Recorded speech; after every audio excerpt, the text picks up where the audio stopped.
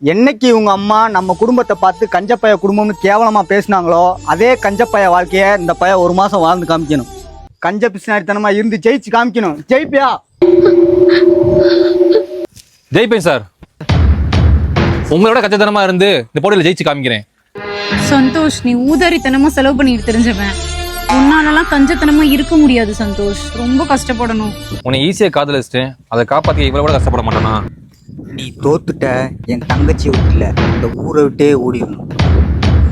அண்ணா இட்லி தோசை பூரி பொங்கல் புரோட்டா இருக்கு, என்ன வேணும் உங்களுக்கு?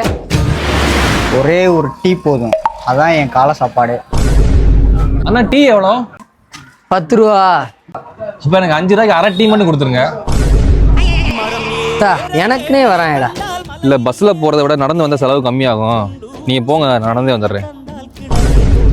மா, நானும் நடந்தே வந்துடுறேன். அண்ணா ஏன்னா இவ்வளவு கம்மியா சாப்பிடுறீங்க? அம்மாடி, ஒரு நாளைக்கு இவ்வளவு சாப்பிட்டாதான் சிக்கனமா இருக்க முடியும். சந்தோஷ், நீ என்ன பச்சை அரிசியை சாப்பிட்டுட்டு இருக்க? சந்தோஷ், காய்ச்சல் ரொம்ப அடிக்குது சந்தோஷ், வா ஹாஸ்பிட்டல் போலாம். இல்ல கவி, ஆஸ்பத்திரி போன செலவாகும். ஒரே ஒரு முத்தம் மட்டும் கொடு, சரியாயிரும். இது போதும். Happy birthday.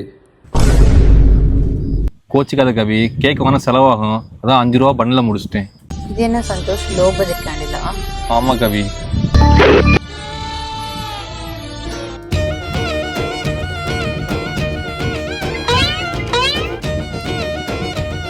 அண்ணே, இந்த மாசம் உன்னை விட 500 ரூபாய் கம்மியா செலவு பண்ணி அவர் இந்த போட்டியில ஜெயிச்சிட்டாரு.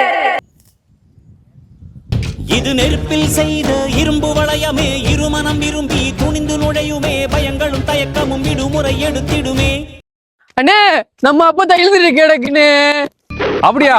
ஆஸ்பத்திரி செலவோட அடக்கப்பட்ட செலவு கம்மியா இருக்கும், பொருள் கொடுத்துருங்க, அதுவே போய் சேர்ந்துடும்.